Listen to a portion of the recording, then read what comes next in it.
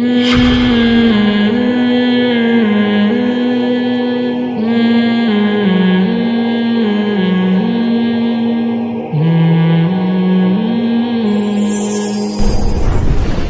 اسی کو high light کیا جائے گا نا. بیماری اگر ایک ہے, اب آپ کسی ڈاکٹر کے پاس جائیں, آپ کو شوگر کی وجہ سے سارے مسائل ہو رہے ہیں. ایک ڈاکٹر کے پاس گئے, وہ بھی کہے گا بھائی آپ کا مسئلہ شوگر ہے. دوسرے کے پاس جائیں, وہ بھی کہے یار آپ کا مسئلہ کیا ہے, شوگر ہے, اس کو کنٹرول کرو, اس کی وجہ سے یہ کڈنی مڈنی اور یہ ہارٹ مارٹ کے مسائل ہو رہے ہیں. آپ تیسرے ڈاکٹر کے پاس گئے, ڈاکٹر ہوگا تو وہ یہی بولے گا کہ یہ کیا ہے, شوگر ہے.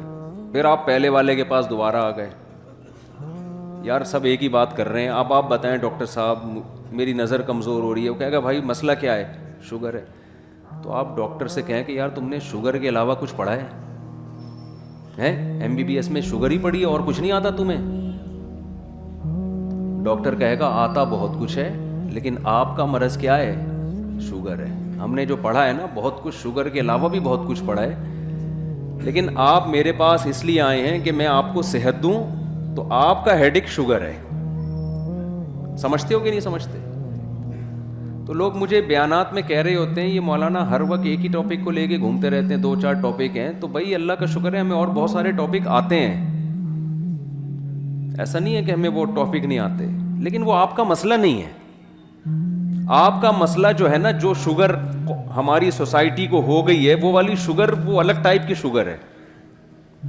وہ کون سی شوگر ہے جس پر میں بار بار بولتا ہوں, جو میں ابھی انشاءاللہ اسی پر بات کروں گا, لیکن میرا انداز ہر بیان میں تھوڑا ڈفرینٹ ہوتا ہے, تاکہ جیسے ڈاکٹر تو یہی کہے گا نا تمہیں شوگر ہے, تمہیں شوگر ہے, تو وہ بور ہو جائے گا سن سن کے. تو ڈاکٹر انٹرٹینمنٹ کے لیے مختلف اسٹائل میں بولے گا کہ تمہیں شوگر ہے, ٹھیک ہے نا, تاکہ یہ بور نہ ہو. تو ابھی میرا یورپ کا بھی سفر ہوا, اس میں بھی ایک ہی ٹاپک کو میں لے کے چلا ہوں ہر جگہ, کیونکہ ان کا بھی وہی مسئلہ ہے جو ہمارا مسئلہ ہے. وہاں کے مسلمانوں کا بھی یہی مسئلہ ہے, جو کہاں کا مسئلہ ہے, یہاں کا مسئلہ. وہ مسئلہ میرے اور آپ کا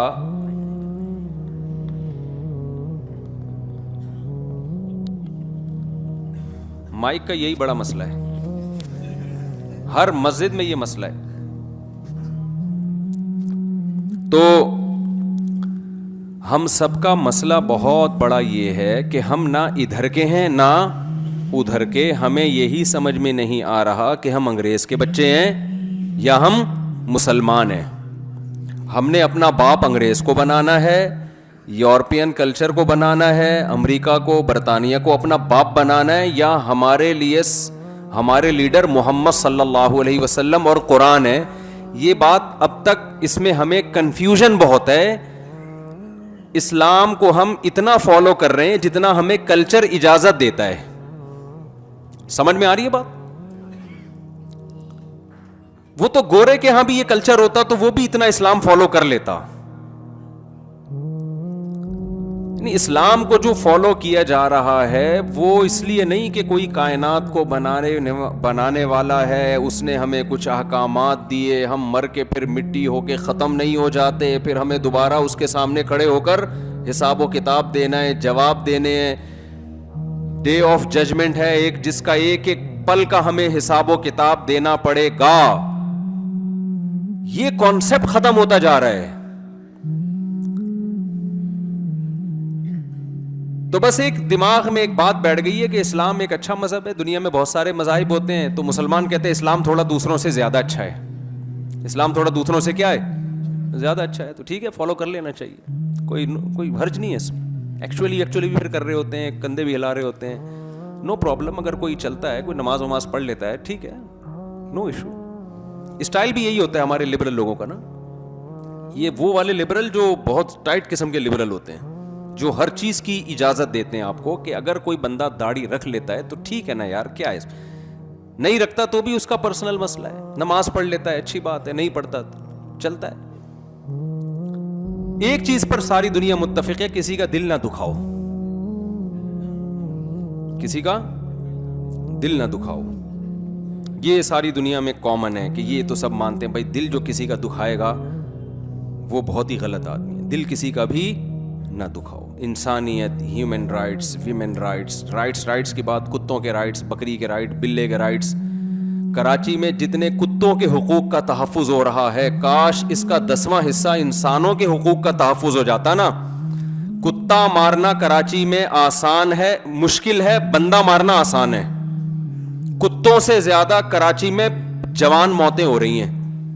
ابھی این ڈی یونیورسٹی کا واقعہ آیا ہے سامنے, اور افسوس اس پر ہوتا ہے کہ لڑکے تماشا دیکھ رہے ہیں.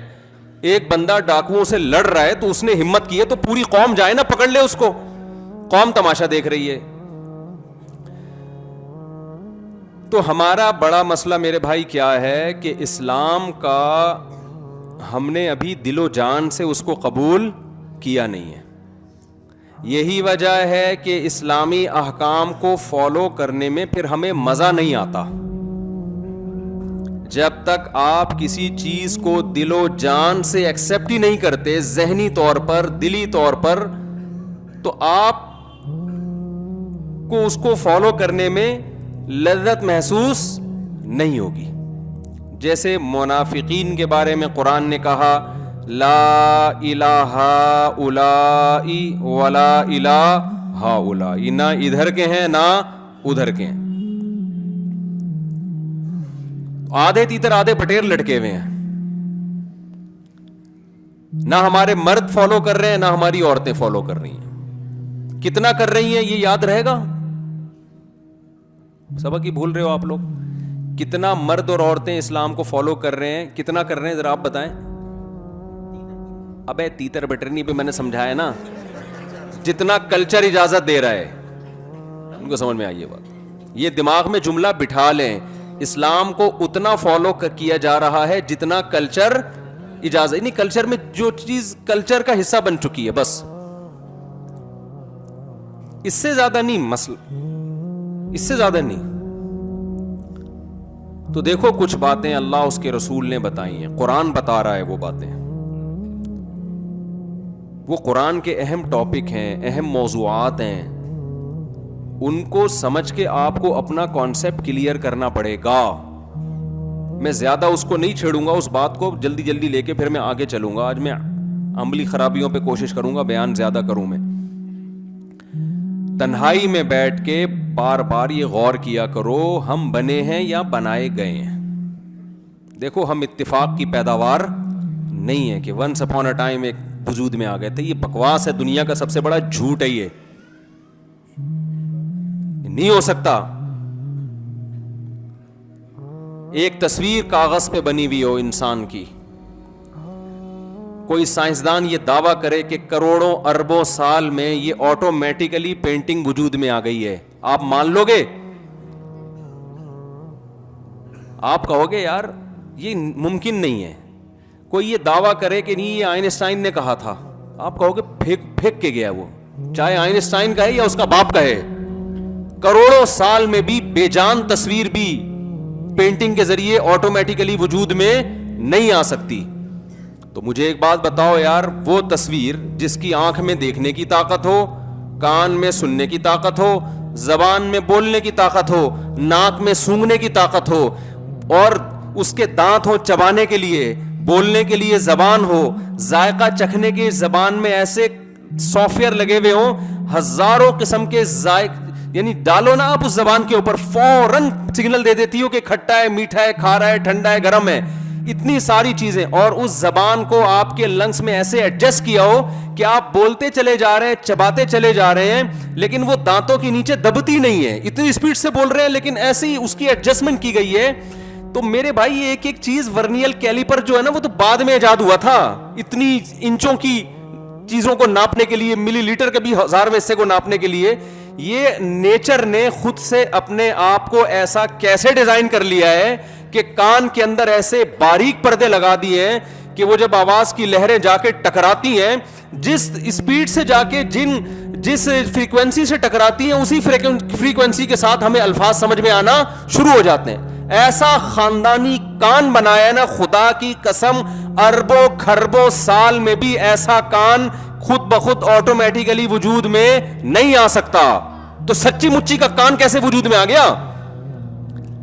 تو پہلے تو یہ جو ڈارون ہے نا, ڈارون جس کو باپ بنایا ہماری یونیورسٹیوں نے, اس کو اپنے دماغ سے نکال کے پھینکو باہر. ہمارے جو یونیورسٹی کے طلبہ یونیورسٹی میں پڑھ رہے ہیں نا, پروفیسر لوگ سمجھا رہے ہوتے ہیں ایکچولی یہ ہوا تھا, ایکچولی ارتقا ہوا تھا, ایکچولی کر کے نا وہ بھوسا دماغوں میں ڈال دیا لوگوں کے. تو آپ چپ نہ رہا کرو. آپ یونیورسٹی میں کھڑے ہو, آپ بولے سر ایکچولی میں آپ سے ایک بات کرنا چاہتا ہوں.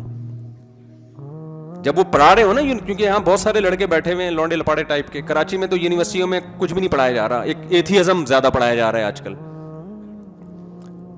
وہ یونیورسٹی والے بھی سنتے پڑھایا جا رہا ہے. پروفیسر لوگ کہتے ہیں کیوں نہیں پڑھا رہے بھائی, ہم تو پڑھا رہے ہیں. پڑھایا جا رہا ہے. میں نے پہلے کہہ دیا نہیں پڑھایا جا رہا, میں بول رہا ہوں پڑھایا جا رہا ہے. رجوع کر لیا نا, اب اعتراض بنتا نہیں ہے.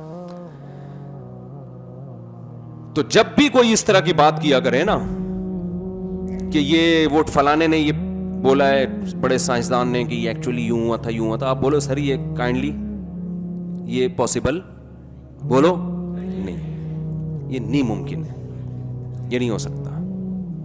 انگلش میں بول دیا کرو اٹ ازنٹ پاسبل.